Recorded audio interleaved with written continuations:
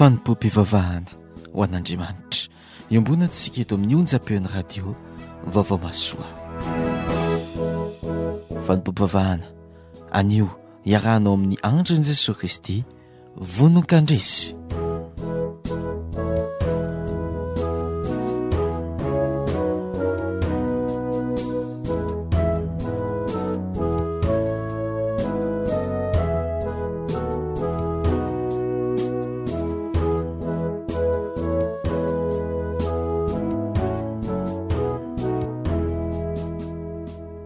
Ravana malala ao amin'ny tompo mampitombona aminao an-trano ny fahasoavana sy ny fiadanana amin'Andriamanitra iray Jesosy Kristy tompo ary amin'ny lalan'ilay fanahin'ny masina izay miasa ao anatintsika.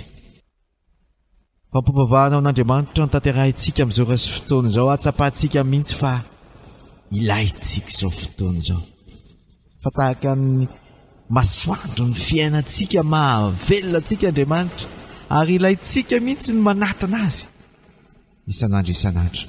Ao anatin'ny rotoroto amin'izao tontolo izao sy ny zavatra maro be misety amin'izao tontolo izao ity, ilayntsika izao fotoana izao hitaizan'Andriamanitra antsika.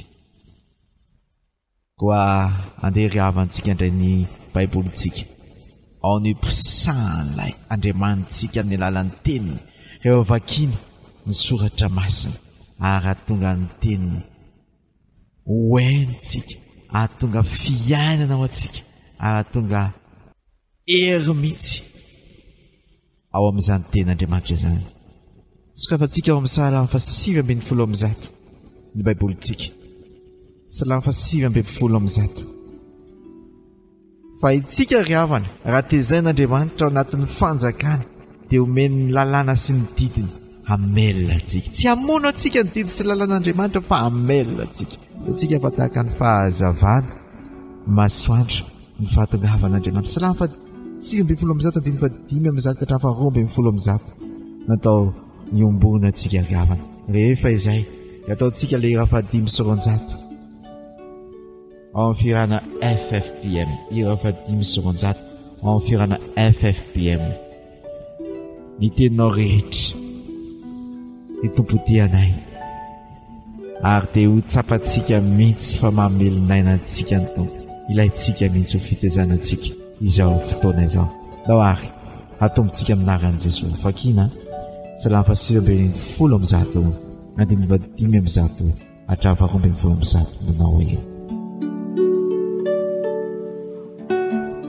fanilo ny tongotro sy fanazavana ny lalako ny teninao. Efa nianina fa hitandrina ny fitsipika ao marina ka nefaiko izany. Ampahoriana indrindra Jehovah, felomy ahy araka ny teninao. Jehovah, aoka ny mankasitrahanao ny fanatsitrapo alokan'ny vavako ary ampianaro andro fitsipika aho. Antenda ihany ny haiko mandrakariva kanefa tsy manadiny lalànao aho. Raha tsy fanahy mamelam-pandrika anengitra kanefa tsy mania miara amin'ny didinao aho. Efa noraisiko lovako mandrakizay ny teny vavolombelonao satria fifalian'ny foko izany. Apetrako ny foko ankatoy ny didinao mandrakizay hatramin'ny farany. Amen.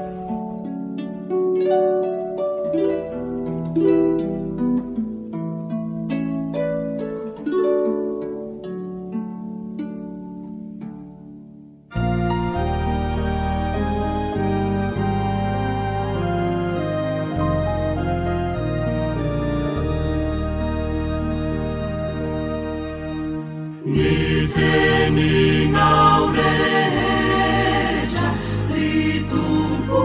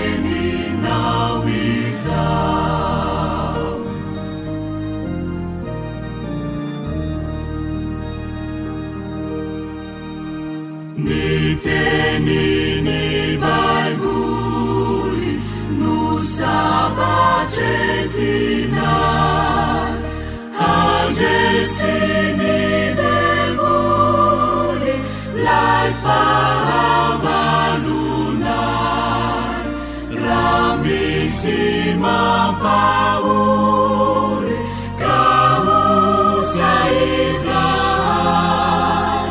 ny teninao mahery manjary tanjakay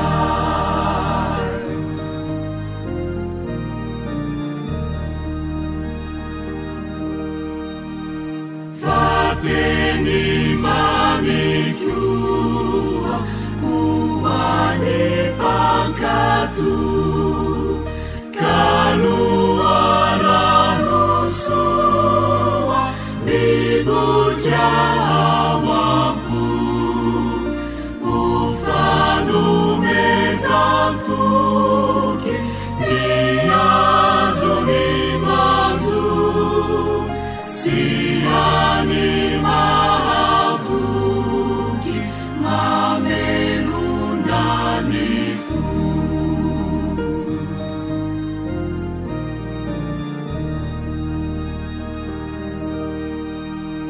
fa teny mampisava ny aizimbe aty fa nilomanazava ny diaoary manolopaendrena mananatrany fo milaza famonjena sy lovatsy molo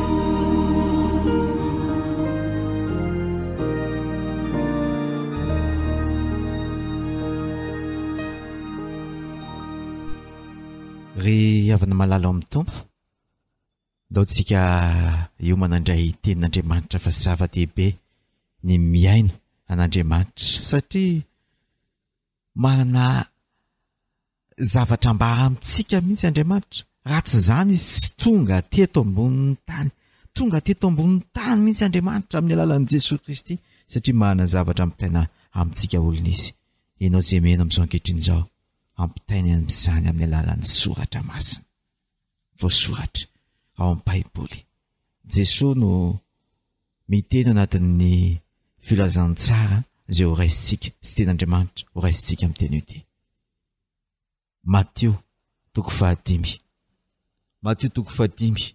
manomboka amin'ny 17 novakitsika inona loatra ny tena mamaiky an'Andriamanitra hoentina amintsika ry havana ka nahatongavany Jesosy eto tany anisan'ny toritenin'i Jesosy Kristy teo atendrombohitra io izay nilazany fa sambatra izay miaino ary nitorininy amin'ny fanjakan'Andriamanitra. Ahoana zany fanjakan'Andriamanitra izany? Ao anatin'io fanjakan'Andriamanitra io ve ianao tena miaina araka io ary ahoana ny fomba iainan'io fanjakan'Andriamanitra io? Matetoko 5 oya ovakitsika manomboka amin'ny 17 rehefa fandalo ivavaka isika. Andriamanitra miteny aminay ianao amin'ny alalan'izao tenina zao ihany fa naty efa voasoratra ela ary zany ka izay velona amin'izao fotoan'izao indray no hitorinao izany fa nainao ane asa hitarika anay hiainanay ilay tena ao amin'ny fanjakanao misaotra Tompo. Amen. Matetoko 5 moa ia manomboka 17 no vakiko hatramin'ny 20 aloha ahitantsika ny vendikevitra amin'ny anaran'ny Tompo tika teny ambony eto Madagasikara. Aza averinareo fa anafoana ny lalàna Mosesy mba ny fampianaram-paminany nahatongavako. Hoy Jesosy. Tsy anafoana ny nahatongavako fa andavorary eny lazaiko marina aminareo fa mandrapalevo ny tany amanabakabaka dia tsy ho foana akory amin'ny lalàna na dia ny zavatra ny tsipiriantsy zavatra faran'izay madinika indrindra aza fa ho tanteraka avokoa. Koa na iza na iza handika ny anankiray amin'ny didy mandinika indrindra sy hampianatra ny olona hanao toy izany dia ho kely indrindra ao amin'ny fanjakan'ny lanitra. Fa na iza natanteraka ny didy sy hampianatra ny olona hanao toy izany dia izy no lehibe amin'ny fanjakan'ny lanitra. Eny lazaika aminareo fa raha toa tsy tsara kokoa noho ny pahalalana sy ny farisiana nanaovanareo ny marina voasoratr'Andriamanitra dia tsy hiditra amin'ny fanjakana lanitra ianareo. Amen. Matotoko 5:7-20 fampidiran' Jesosy ny ventikevitra tia no hoentina amintsika androany. Raha hiditra ny amin'ny fanjakany lanitra, miresaka ny fiainana amin'izany fanjakany lanitra na fanjakan'Andriamanitra izany tiany Jesosy mampitaina amintsika kay androany. Ahoana no hidirana amin'izany fanjakany lanitra ny ohatry ny ahoana izany fanjakany lanitra izany? Zavatra ambaran' Jesosy amaliana antsika dia izao ny lalàna. Tsy anafona ny lalàna ny Mosesy mba amin'ny fampianarany mpaminany na hatongavako hoy Jesosy. Tsy anafona izany fa handavorary izany lalàna izany, hanatanteraka izany lalàna izany. Efa miteny hoe fanjakan'Andriamanitra izany tsika ry havana. Tena misy tokoa ny lalàna ao. Ahoana ny ahafantarantsika izany lalàna amin'ny fanjakan'Andriamanitra any? Ahoana no tian'Andriamanitra ambarana izany amin'ny fanjakana izany? Izany no ambetiny resaka sy tenenin' Jesosy eto amin'izao. Ten'Andriamanitra resantsika izao. Ventikevitra izany anio dia ny lalàna. Fanjakan'Andriamanitra tena misy lalàna. Ho hitantsika eo ny toyany fa hatreto amin'ity fampidirany ity sarobidy ny lalànan'Andriamanitra. Ka itenenan' Jesosy mihitsy hoe voasoratra izy io, voarakitra an-tsoratra izy io, ary mandra-pahalevo ny tany amin'ny abakapa kosa izy dia tsisy ho foana koa ny amin'ny lalàna na dia zavatra tsipiriana ny zavatra amin'izay madinika indrindra azy. Eny izay andeha ataontsika hoe tendron-tsoratra sy litera kely anankiray aza. Ay ve lalina tahaka izany no voasoratra ao amin'ity soratra masina vakintsika isan'andro ity ry havany? Misy lalàna ao izay tena misy dikany sy misy lanjany avokoa mampiseho ilay fanjakan'Andriamanitra. Manindry antsika izany eto amin'izao tapany voalohan'ny fampidirana izao. Tena zava-dehibe mamaky ny lalàna sy ny soratra masina. Sy ny anao izay hahatanteraka izany. Fa raha misy ozy izy ny tenin' Jesosy amin'ny 5:20 mandika tsy makatoa izany, na anankiray amin'ny didy madinika indrindra azy. Rehefa tsy makatoa enao dia ampinkely hoe sy hampianatra ny olona anao toy izany. Vao misy olona anankiray maningana, iny koa fa milasa koa maningana koa ny hafa anao tahaka iny modely ratsy. Ary ilaina mihitsy indray aza fisorohana ireny modely ratsy ireny satria mampianatra ratsy ny tsy fankatoavana. Ka mampianatra ny olona toy izany, izany olona izany no kely indrindra ao amin'ny fanjakany lanitra. Tsy indrin'Andriamanitra mihitsy izany. Fa zava-dehibe ny lalàna. Lalàna amin'ny anatanterahana azy araka ny 7:20. Na izany izy no anatanteraka ny didy ampianatra ny olona anao toy izany. Ianao izany rehefa makatoa an'Andriamanitra tahaka an'ilay ao an-trano ianao, mianatra manaraka ny fitsipika tsara sy ny fahatsarany ao amin'ny fanjakan'Andriamanitra koa tahaka izany. Fahatsarany ange lalàna an'Andriamanitra ry havany. Raha manao ny lamina tsara sy ny zavatra tsara tokony atao ao an-trano ianao dia mampianatra ny manodidina sy ny ao an-trano rehetra, mampianatra ny olona rehetra ianao hanao toy izany. Dia ahoana ho izy? Ny olona anatanteraka ny didy sy hampianatra ny olona hanao toy izany, izy lehibe ao amin'ny fanjakany lanitra. Fankatoavana sy fitarihana ny olona hankatoa. Zava-dehibe izany ry havana. Ary raha manohy Jesosy eo amin'ny 20 avy eo amin'ity Mateo 5 ity dia hitantsika mihitsy ny teneniny fa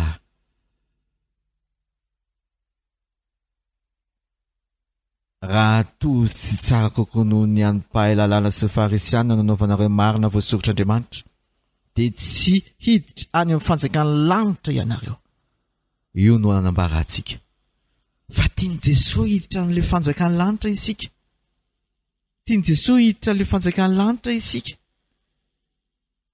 fa ny fomba nataterahantsika an'izay no tarinan Jesosy ampinariny atsika tsara amin'ny tean'io ity tsy araka ny mety everintsika ho mahazatra izay ny tsoahantsika satria mahazatra dia ny olona mahay any lalàna sy ny farisiana izy mpahay lalàna sy farisiana olona mahay soratra masina ny olona sarotany amin'ny tenin'Andriamanitra sy mpampianatra tenin'Andriamanitra mihitsy aza fa tsy izay no ahafahana mahatanteraka fa ho Jesosy raha tsy tsara kokoa no nianonareo no anaovanareo ny marina voasorotr'Andriamanitra dia tsy hiditra ianareo ryhavana tiany Jesosy hitran'ilay fanjakan'ny lanitra mihitsy nge ianao efa aove ianao ary efa miaina ilay fanjakan'ny lanitra ve ianao ndao hidirantsika ary ny tapany faharoa mety be dia be mantsy ny fantainao anatintsika hoe inona moa ilay lalàna tiany Jesosy teninina eto ahoana ny fanatanterahana an'izany vakitsika ary andininy faraka amin'ny 20 ka hatramin'ny 27 lavalava io fa ataoko fa hododina ianao nefa satria Jesosy te hilaza azy ty ary te hanazava amintsika an'izany hoe lalàna izany araka ny nambarantsika teo fakiko araka ny dikiteny ambony eto Madagasikara ary ivarenareo fa voalaza tamin'ny taolo hoe aza mamono olona ary izay mamono olona dia mendrika tolotra amin'ny fitsarana za koa milaza aminareo hoe izay rehetra tezitra amin'ny namana ray finoana dia mendrika tolotra amin'ny fitsarana isan-tanàna izay anao ny namana ray finoana hoe misy kely dia mendrika tolotra amin'ny fitsarana ambony ary izay anao azy hoe foka dia mendrika harinany amin'ny lohasaina hafa koa raha manolotra fanatitra amin'Andriamanitra eo amin'ny alitara ianao ary eo ny mahatsiaro fa mahanalahelo aminao ny namanao iray finoana dia avelao eo anoloan'ny alitara ny fanatitra ao ka mandehana aloha mihavana amin'ilay namanao izay vao miverina manolotra ny fanatitra ao mihavana faingana amin'izay mahana ady aminao dia ny sambola eny an-dalana ho any amin'ny fitsarana ianareo fandrao ilay mahana ady aminao hanolotra anao amin'ny mpitsara ny mpitsara kosa hanolotra anao amin'ny miaramila ka atao amponja ianao lazaiko amin'ny marina aminao fa tsy ho afaka ao mihitsy ianao ambara-panefanao ny raim-bilanja farany efa renareo fa voalaza hoe aza maka vadin'olona za kosa milaza aminareo hoe izay lehilahy mijery vehivavy vadin'olona ka mitseritra azy dia efa naka azy sady tao am-pony koa raha mitarika anao amin'ny ratsy ny masonao ankavanana dia soroka ary io lavitra anao fa aleonao zavatra anakay monja anisan'ny tenanao no very toy izay ny tenanao manontolo no arian'Andriamanitra any amin'ny lohasaina hafa ary raha mitarika anao any amin'ny ratsy ny tananao ankavanana dia tapaoka ary io lavitra anao fa aleonao zavatra anakay monja anisan'ny tenanao no very toy izay ny tenanao manontolo no alefa any amin'ny lohasaina hafa eo voalaza koa hoe izay lehilahy manary ny vadiny dia aoka ny mety arita sy fisarahana za kosa milaza aminareo hoe izay lehilahy manary ny vadiny afa-tsy noho ny fifandraisana mamoa fady dia mandrisika azy anitsakitsabady ary izay lehilahy ampakatra vehivavy nariana dia mahaka vadin'olona mivarenareo koa fa voalaza tamin'ny taolo hoe aza mivadika amin'ny teny napetraka ao tamin'ny tompo fatanterao ny teny napetraka ao za koa milaza aminareo hoe aza mianina mihitsy aza mianina na amin'ny lanitra saza fiandrazan'Andriamanitra izany na amin'ny tany saza satria fitoeran-tongotr'Andriamanitra izany na amin'ny Jerosalema satria tanàna mpanjaka lehibe izany na amin'ny lohanao satria tsy hainao ny mahafotsina mamaitany singam-bolony ray akory fa aoka ny teninareo rehefa eny dia hoeny rehefa tsia dia tsia ny ankoatr'izay kosa dia avy amin'ilay ratsy ifarenareo fa voalaza hoe maso solony maso nify solony nify za kosa milaza aminareo hoe aza mamaly ratsy izay manisy ratsy ianareo fa raha misy mamely taimaina ny takolako akavana natolora azy koa ny ilany raha misy mila ady aminao ao amin'ny fitsarana mba ahazon'ny akanjonao avy alao ho azy koa ny lambanao raha misy manirinao hitondra entana mandritry ny lalana 1 kilometatra miara mandritry ny lalana 2 kilometatra omeo izay mangataka aminao ary misirana izay te hisambotra ivarenareo fa voalaza hoe tiavany namanao ary ankalao ny fahavalonao za kosa milaza aminareo hoe tiava amin'ny fahavalonareo ary mivavah ho an'izay manenjika anareo mba ho tonga zanaky ny rainareo izany an-danitra ianareo fa izy mampiposaka masoandrany amin'ny ratsy fanahy sy ny tsara fanahy ary mandatsaka ny ranonorana amin'ny marina sy ny tsy marina fa raha zay manam-pitiavananareo ihany no tiavinareo inona ny valisoa manokana azonareo andrandraina avy amin'Andriamanitra na dia mpamoretra aza ve tsy manao toy izany koa ary namana iray finoana ihany no arabainareo inona ny tombony amin'ny ataonareo na dia ny hafa firenena aza ve tsy manao toaka izany koa tanteraka ny rainareo izany an-danitra noho izany ary aoka ianareo ho tanteraka tahaka azy koa amen. Izay no namarana ny Timothée 5 mety anisan'ny manana fanontaniana be dia be hoe mantsy ianao izao ry havako malala manitikitika anao amin'izany vaky teniny vakitsika teo izany ve le lalàna azavain'i Jesosy ny lalàna izay ny hitantsika eto misy mety betsaka ny diso hevitra momba ny lalàna ary to amin'ny tapany voalohany vakitsika teo ny farisiana sy ny mpahay lalàna diso hevitra fa tsy hoe fanatanterahana zavatra maro isan-karazany zavatra tsy maintsy tanterahana sy vitaina ny antsoina hoe lalàna ary na izasinao koa aza amin'izao vanim-potoana antsika izao sao dia diso hevitra fa tsy rehefa manao an'izao zao dia mahatanteraka ny lalàna azavain'i Jesosy ny lalàna eto fa inona ny dikany lalàna tiany Jesosy azontsika anatin'izany teny lavabe izany inona ny dikany valintsika izay raha mamaky an'ilay 9 ka hatramin'ny 7 amin'ity Matthieu 5 ity tsika dia misy lalàna anaky 9 anisan'ny tononin' Jesosy ao amin'ny didy 10 zao 10 ny didy ao fa anaky 9 no lalàna nambaran'i Jesosy voalohany dia aza mamon'olona faharoa dia aza makavadin'olona fahatelo dia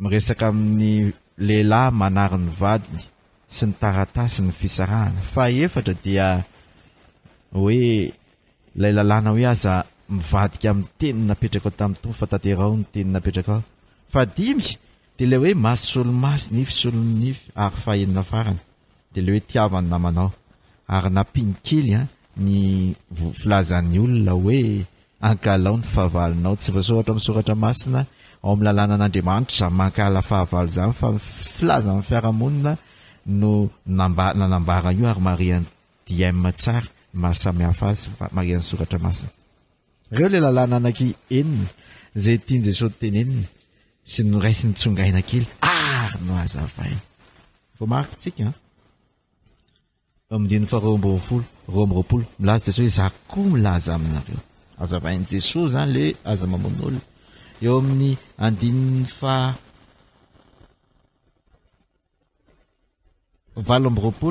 izaho kosa milaza aminareo misy zavatra somary ahitsin'i Jesosy fa mety misy diso fandray azy ary isaky ny lalàna tsiray dia misy an'izay teny zay izaho kosa milaza aminareo izaho kosa milaza aminareo azavain'i Jesosy ny lalàna azavain'i Jesosy amintsika ny lalàna n'Andriamanitra satria mety betsaka tokoa ny diso hevitra ny amin'ny lalàna n'Andriamanitra na ny lalàna n'olombelona koa azy haitsika tsara ny zava-misy any amin'ny lalàna n'olombelona na ny fanazavana lalàna anankiray interprétation de la loi dia efa tsy mitovy koa rehefa nazavain'i Jesosy Kristy ary ny lalàna inona no hevitry ny lalàna sy ny finosy ny lalàna 17 no amehezan'i Jesosy azy ilay farany tanteraka ny rainareo izay any an-danitra ho izy noho izany ary aoka ianareo ho tanteraka tahaka azy koa manondro an'Andriamanitra ny lalàna mampiseho ny toetra an'Andriamanitra io lalàna io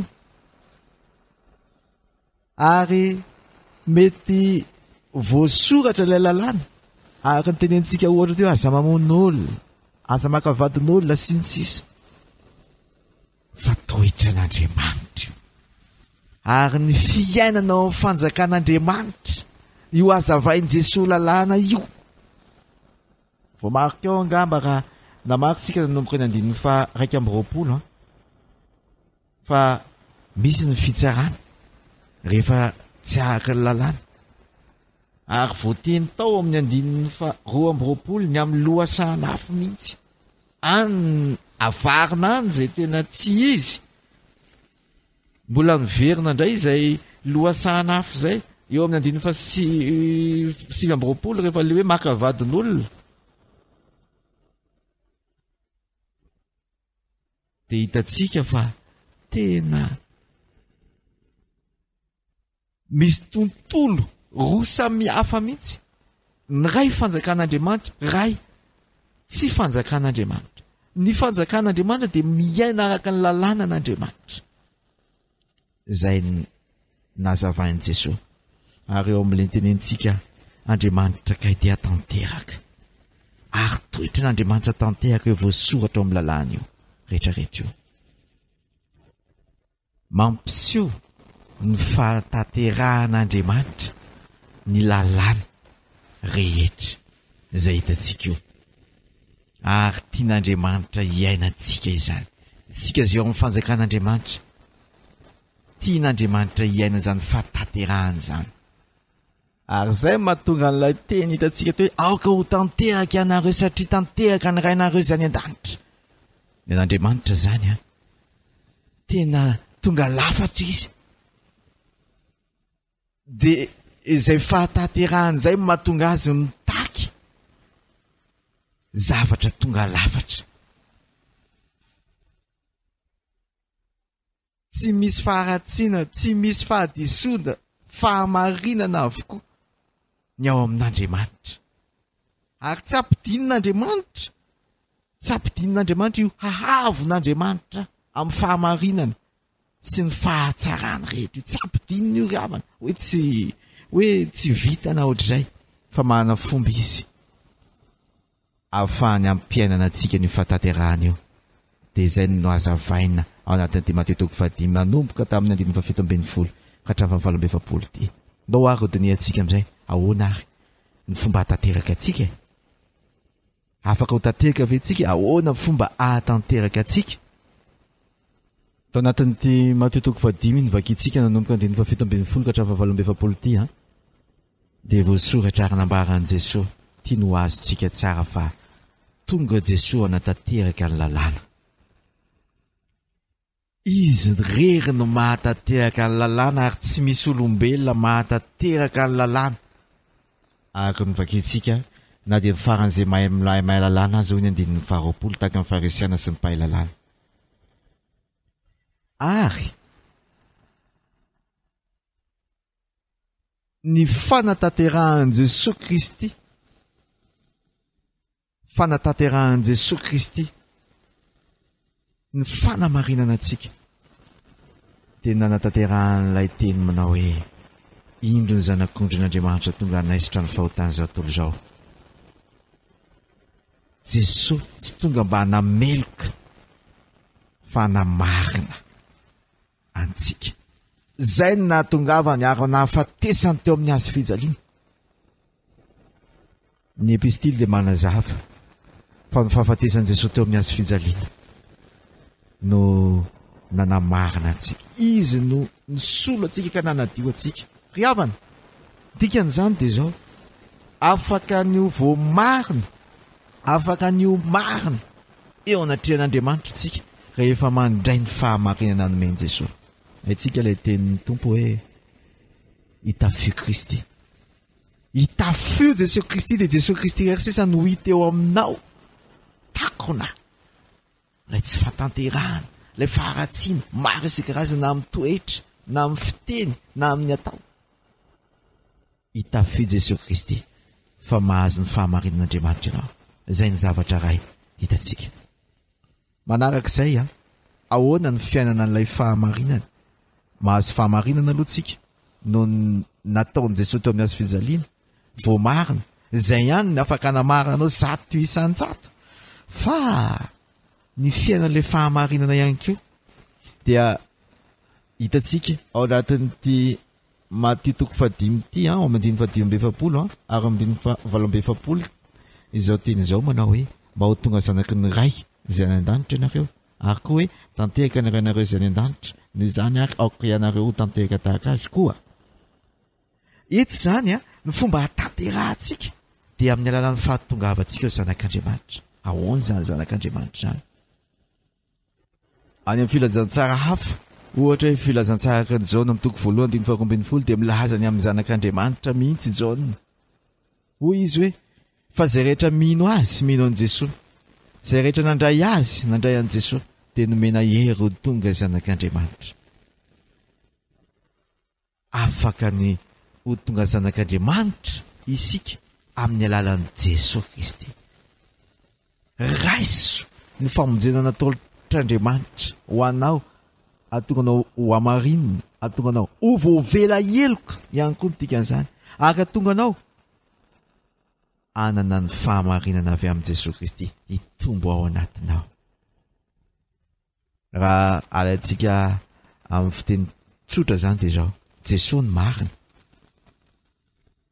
Jesosy ny marina fa ny fahamarinan'i Jesosy no nomenanao ao anatinao zay le hoe zao natoko voalohany 1:20 teny antsika teo zay rehetra nandray azy dia nomena hery ho tonga zanak'Andriamanitra ao anatinao ao ny hery mitombo ao anatinao ny fanahin'Andriamanitra mihitsy no mitoetra ao anatinao ao aiaina ny fiainany mahazanak'Andriamanitra ny fahamarinan'i Jesosy no nomeny atsika ao anatintsika ao ary mitombo izany itsika zany dia afaka ny mitombo amin'ny fahatanterahana ho tanteraka ve tsika eny ny valiny ary Paoly apôstôly efa nanazavany zany ary efa mampianatra mihitsy hoe aoko ho tanteraka ianareo mitombo samy mahatratra ny fahatanterahana ary nolazainy fa tsisy mahatratra ny fahatanterahana eto ambonin'ny tany fa rehefa tonga ny amin'izay sao tsika vao ho tanteraka rehefa antsika dia ho tanteraka fa misonga miakatra tsikelikely io ary zay le fiainana omen'Andriamanitra atsika zay ny fomba atsika afahantsika tanteraka ravana rehefa azotsika ary rehefa azotsika izay fomba ahatanterahana ndao amaranantsika izao ten'Andriamanitra zao ndao amaranantsika izao ten'Andriamanitra zao andray ireo fomba pratika asanao mety neritratra hoe fa maninona reto lalàna eniny reto no nitonon'i Jesosy fa amin'ny reto lalàna eniny reto sarobidy amintsika ny dikan'izany tian'i Jesosy iainantsika reto lalàna eniny reto ka ho azonao mihitsy aloha ny dikany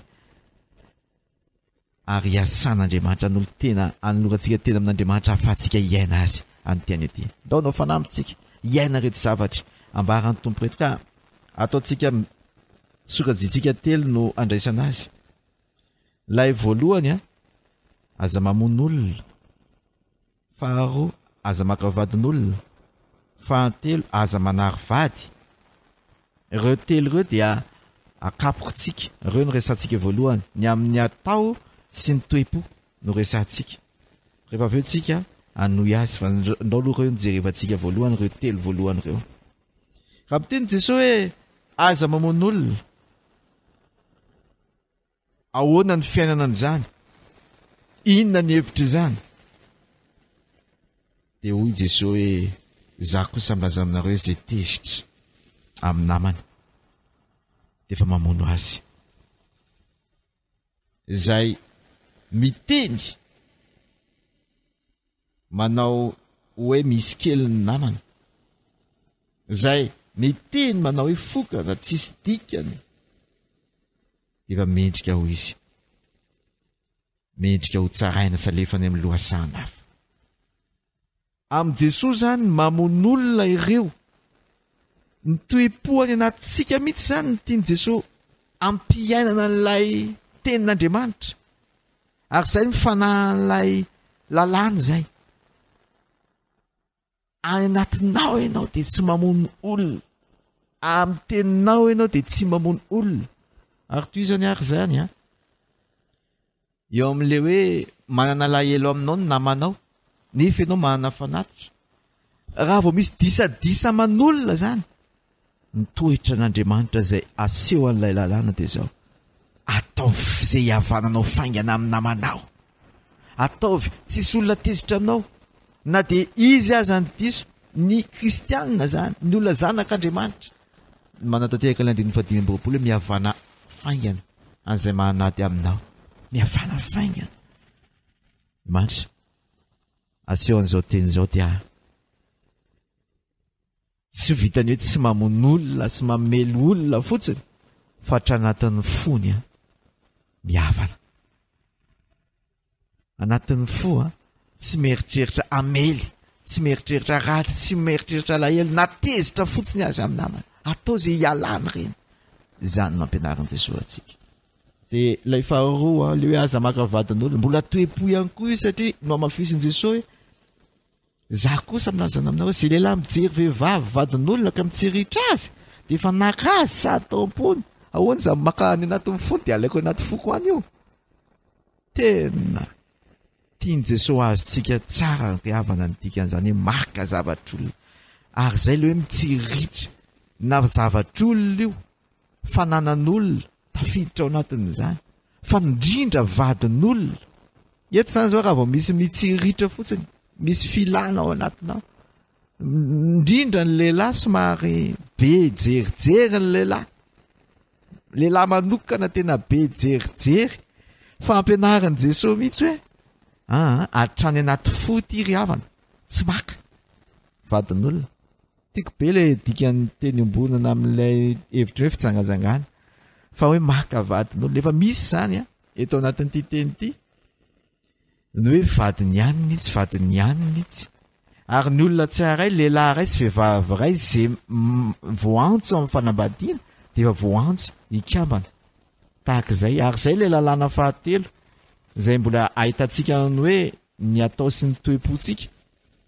Ampianarin' Jesosy ny atao sy ny toe-pontsika ifandrindra.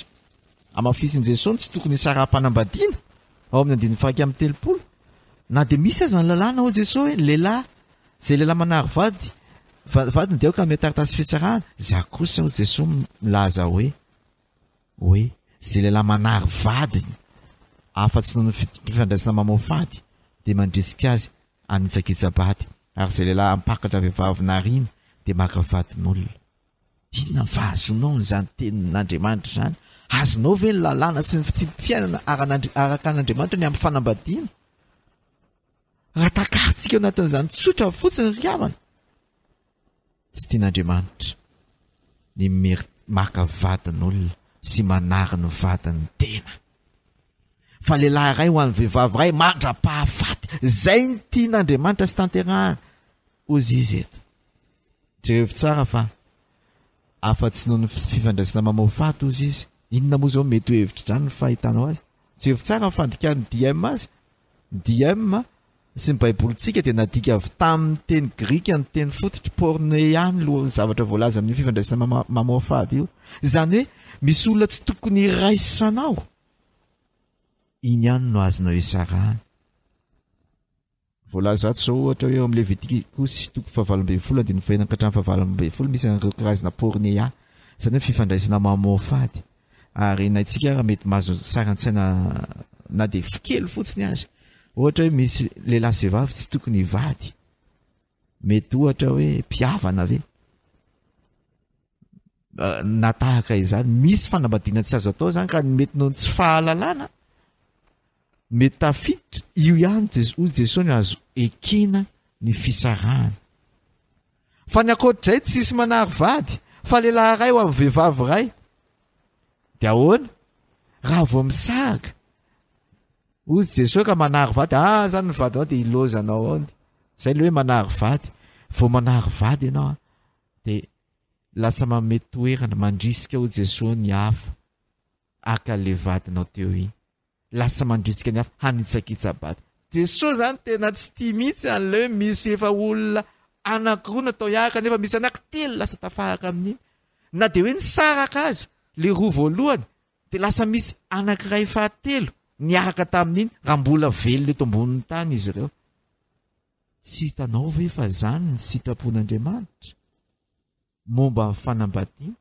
ka mahatonga antsika anao hoe ry manambady rehetra mifalia mivady fahatanoranao dikan'izany vadinao le voalohany sy le fanekenao vadinao tokana iny mandra-pahafaty mifalia amin'iny ary aza manary vady mety misy ny disadisa sy ny tahaka izany andao atao zay hiavanana andeo atao zay ampiverina amin'ny loniny fa ho Jesosy tsy misaraka ny mpivady izany ny sitrapon'i Jesosy naseho an' Jesosy ny hevitry ny lalàna tao anatin'izay hatrany anatin'ny fo mihitsy tsika ny miaina sy mankatoa an'ilay sitrapon'Andriamanitra miaina tahaka an'Andriamanitra ary ny faharoa zay resahantsika zay zany amin'le ny atao sy ny toepo dia resaka ny amin'ny fitenenana indray zao Jesosy eo amin'ny andiny fahatelo amin'ny telopolo azavain'i Jesosy indray ny amin'ny fitenenana hitantsika eto raha azotsika fitinana miaza mianiana tenenin' Jesosy tsara mihitsy aza mianina mihitsy ianareo ny fianianana zany dia tahaka manatavy resaka tsy aho Jesosy ary mampandainga rehefa eny dia eny ianao ve vonina ny omarina sy mahitsy amin'ny zavatra teneninao ary zay teneninao tokoa no tanterahinao manjary lasa ohatra tsy mahatanteraka ny teninao ianao na ny fanekena zay nataonao ary ny teny eto hoe zay le lalàna hoe aza mivadika amin'ny teny napetraka ao tamin'ny tompo fa tanterao zay teny napetraka ao ary aza miteny zavatra tafahoatra mihitsy fa mampatonga antsika tsy marina ao anao Jesosy aoka ny teninareo hoeny dia eny rehefa tsy dia tsy ny ankoditra izay kosa dia avy amin'ilay ratsy amboariny fitenenana ndao andeha amin'ny fahitsintsika sy amin'ny fahamarinana indraindray ny laingalainga sy ny teny ahodikodina sy ny teny sy fomba fiteny aza indraindray mametsifetsy hafa mametsifetsy ny hafa ry havana tady hamitaka tsika rehefa manao an'ireny fa rehefa eny dia eny tsotra amin'ny fitenenana farany dia ndao resakintsika ny amin'ny antsoina hoe réaction na andeha ataontsika hoe fietsika ao rehefa hidonanjavatra ianao rehefa mahazo dony ianao rehefa voadony ianao izay no ambarany Jesosy eo amin'ny andininy fahavalo amin'ny telopolo efa renareo fa voalaza hoe maso solomaso ny fisolony fizaha kosa milaza aminareo hoe aza mamaly ratsy tanao ve zany ry havana aza mamaly ratsy izay ny toetra n'Andriamanitra fa raha misy mamely azy ianao dia atolory azy koa ny ilany raha misy mamely zany temana ny takolaka ao ankavana dia atolory azy koa ny ilany hoy Jesosy raha misy mety miady aminao verina indray zany le resaka ady tery amin'ny voalohany tery amin'le hoe aza mamon'olona sy ny sisa raha misy miady aminao azony ny akanjonao avelao azy koa ny lambanao zany hoe Jesosy a mampianatra antsika lay amaly tsara sy soa tsy hoe akory miainao anaty baranahany zany ry havana tsia nen'Andriamanitra tena aseho mihitsy rehefa misy diso dia asehony an'Andriamanitra mihitsy fitiavana dia manambara mihitsy ny fahadison'ny olona anankiray kanefa Andriamanitra tsy mijanona amin'ny fanambarana fahadisoana ry havana fa mamonjy ary hitantsika izany eo amin'ny andininy fahatelo amby efapolo rehefa milaza n'ilay le hoe tiavany namanao izy satria ny eo amin'ny fiarahamonina dia manampy an'io tiavany namanao resy ny tiako izany namako fa any ambadika any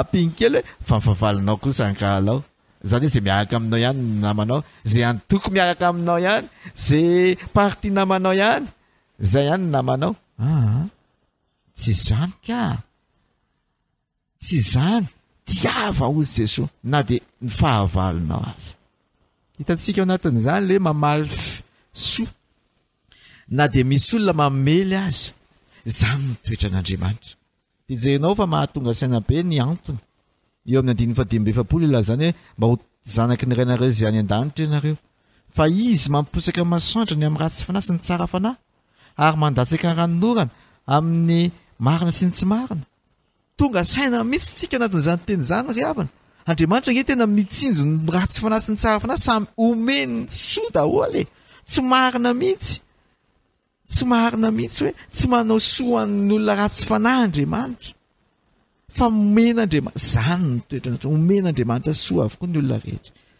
ary zay no azontsika androany ay toetran'Andriamanitra ireto azavaina amintsika iainantsika reto toetran'Andriamanitra ny hevitra ny hafa manampy ny hafa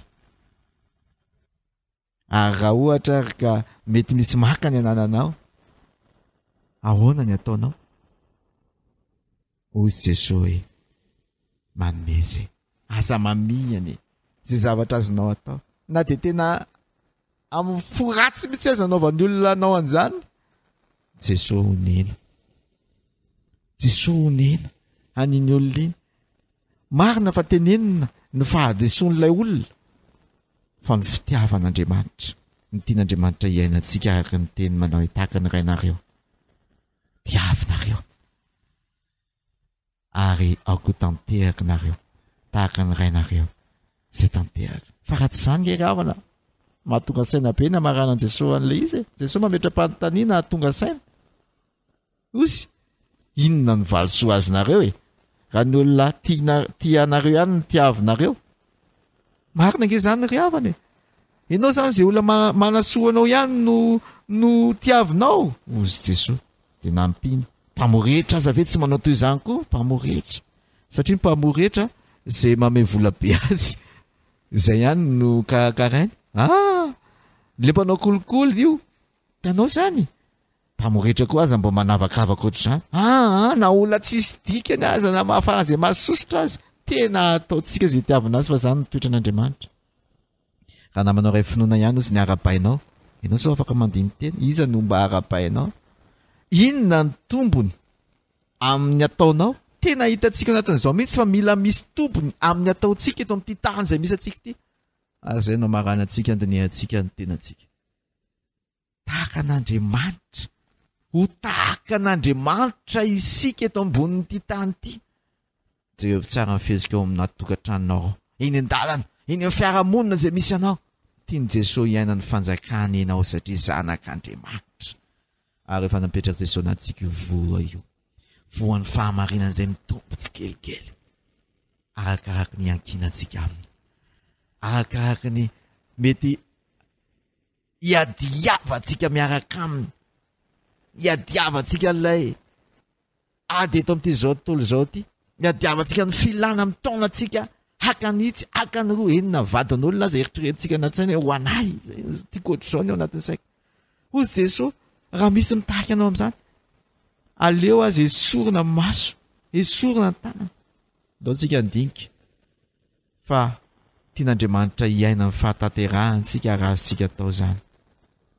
amin'ny alalan'ny fanahy masina ao anatintsika mitombo amin'ny fahataterahana iaina ny sitrapon'Andriamanitra zay azontsika androany ao anatin'ny lalàna vitsivitsy na lalàna arabaky teny io fa indrindra any anatin'ny fo amin'ny toeponao iainanao ny fikatsahana fihavanana iainanao ny fiainam-panambadiana tsy manana fa tsy nivadinao tokana ihany ary tsy hanahary azy na mela azy ho tavela irery iainanao ny fahamarinana amin'ny fitenenana iainanao ny fiainana mamaly soa mandraka riva tahaka an'Andriamanitra tsy manao fa tsy manao soa na dia ny fahavala azy vavakisika saotra tompo saotra fa tianao hiditra amin'ny fanjakanao sy iaina ny fanjakanao izahay misaotra fanomenao anay Jesosy Kristy fa tsy izy tsy mahatanteraka an'izany izahay fa manantanteraka arabaky teny ivelambelany fotsiny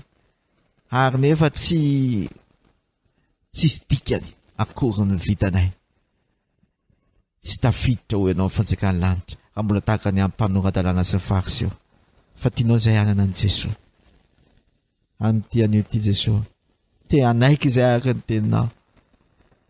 ny teninao zay mandray an'i Jesosy dia azo ny famelan-keloka zay mandray an'i Jesosy dia azo ny fahamarinan'i Jesosy aoka ny fahamarinanao hiposaka ao anatin'ny tsay avy anay toepo hiavana amin'ny hafa andrindra fihavana anay toepo anao fahamarinana amin'izay tenenina tsy ametsy fetsy anananay ihany koa fiainana tena mihevitra ny hafa ary amaly soa tahaka anao Andriamanitra. Mba ho tahaka anao zay Andriamanitra amin'ny toerana rehetra zay ny rahanao anay eto ambony tany ty tahaka ny misy Andriamanitra eo, satria izahay zanakao dia ho tanteraka tahaka anao. Angatahany amin'ny anaran'i Jesosy Kristy izay misaotra Tompo. Amen.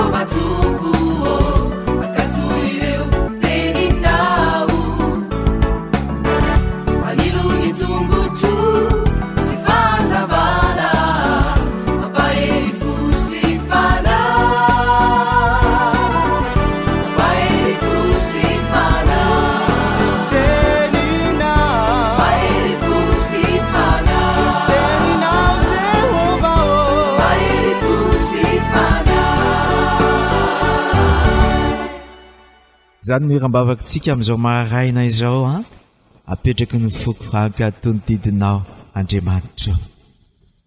Ary dia ny tepontsika tokoa ny andao apetratsika amin'ny Tompo. Irany vonitsy fara iny irana rahantsika teo iny. Andehantsika amin'izao ankehitriny izao ametraka ambavaka tena zay valiny avy aminao eo anatrehany natolotr'Andriamanitra anao. Andao tenentsika ao anatin'izao favaka famaranana izao. Rehefa avy eo faranantsika amin'ilay hira ny takriva mitondra lohateny hoe Jesosy fiainaka ianao. Faranantsika izay ary Jesosy nasandratsika fa ao amin'ny Jesosy ny fiainantsika. Ka andao niombona mivavakantsika amaranantsika sy isaorantsika n'Andriamanitra. Ary nefa nitarihako anao hoe tsika mbavaka nitombotsika amin'ny fiainana ara-panahy miaraka amin'ny Jesosy. Iainantsika mihitsy ilay fanjakan'Andriamanitra ary ahafahantsika ho modely sy tarika mpianatra ny olona ao amin'izany fanjakan'Andriamanitra izany. Vavaksika. Andriamanitra tsy manana fiainan'izay raha tsy mandray an'i Jesosy ary zany fiainanay ao amin'i Jesosy zany noentinay ambavaka aminao. Taio ny fifampiresahanay, fifaneraseranay tsiray avy aminao Jesosy. Ataovy tena mahay mikatsaka anao izahay, mitombo ao aminay ianao, ary anatin'ireny teny amantaranay anao na dia lalina azy, ary sary-pantarina ianao ao anatin'ireny teny amantaranay anao Andriamanitra, hitombo amin'ny fahalalana anao izahay. Anatin'izao vavaka izao dia amafisinay tokoa ny vavaka sy fanoloran-tenanay Jesosy. Misaotra fa tsisy tanteraka mihitsy izahay, fa ny fahamarinanao sy ny fahafatesana tao amin'ny azy fijaliana no nomenao anay, atonga anay fa ovavela ela. Tsisy tanteraka izay na lahy na vavy maloto anatin'ny fosiny fijery, ary maloto hatrany anatin'ny mety fandraisana ny zava-misy mihitsy aza ny fonay.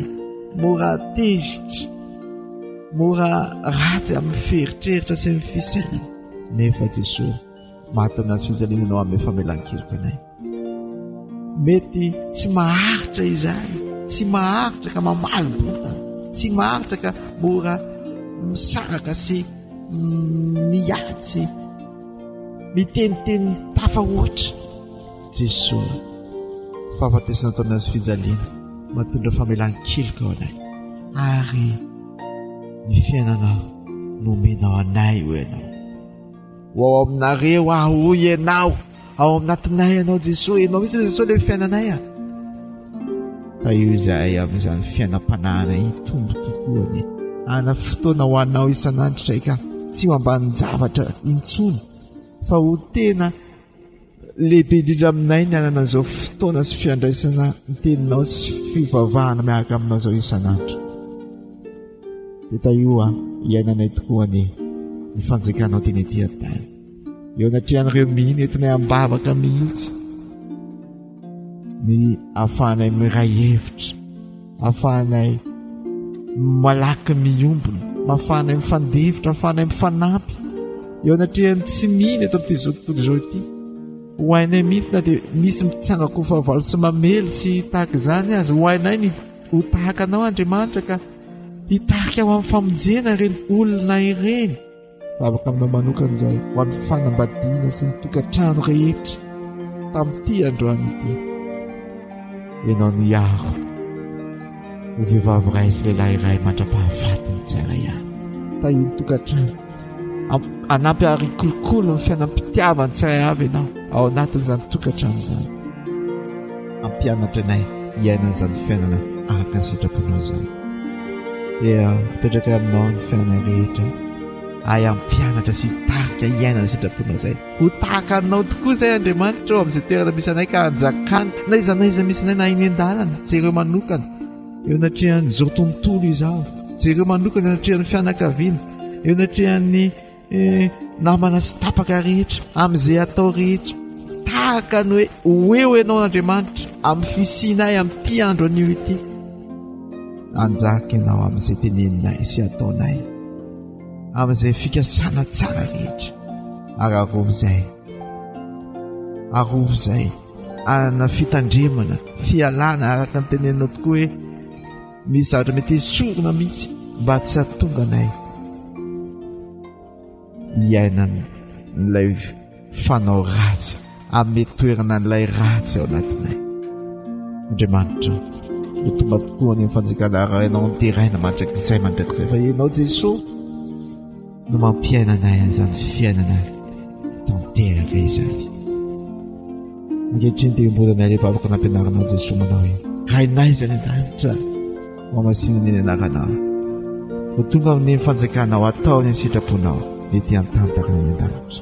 Meanay an'izy anasazy ao anay, mamelana elikay tahaka namelanay tamin'izay meloka taminay, ary aza mitondra ny amin'ny fakapanahy, fa manafanay amin'ny ratsy, fanao fanjakana sy ny hery ary voninahitra mandrakizay. Amen.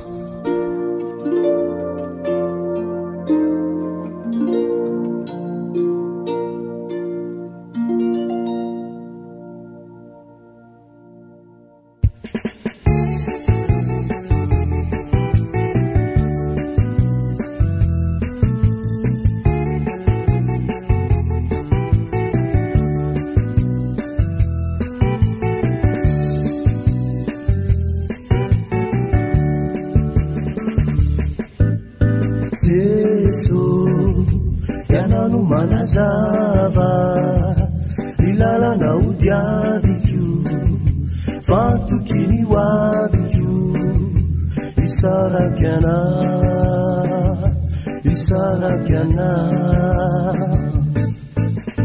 Jesu yanaunu eriku tintani waduaku masando ni fianaku isarakiana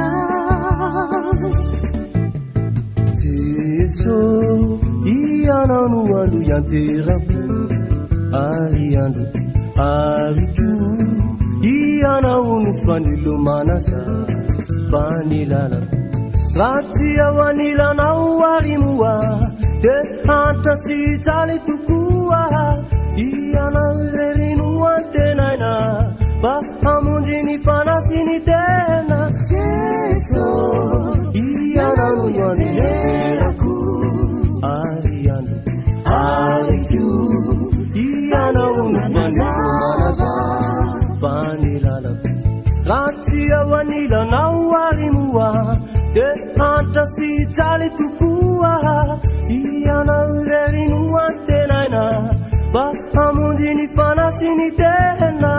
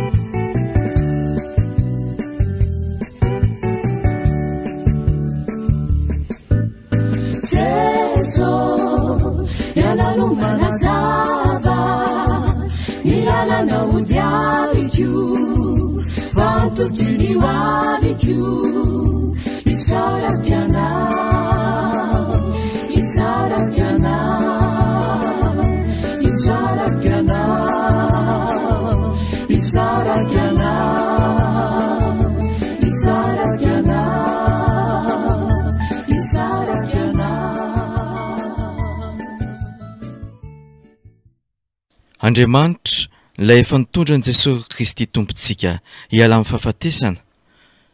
I Jesosy tompontsika izay mpiandry lehibe miahy ny ondry no ny rana fony hoantoky ny fanekam-pivavahana mandrakizay anie.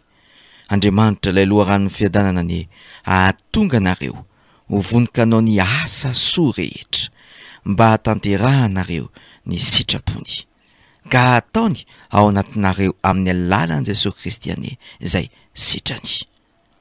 Amen. Ho an'i Jesosy Kristy anie ny voninahitra mandrakizay. Amen.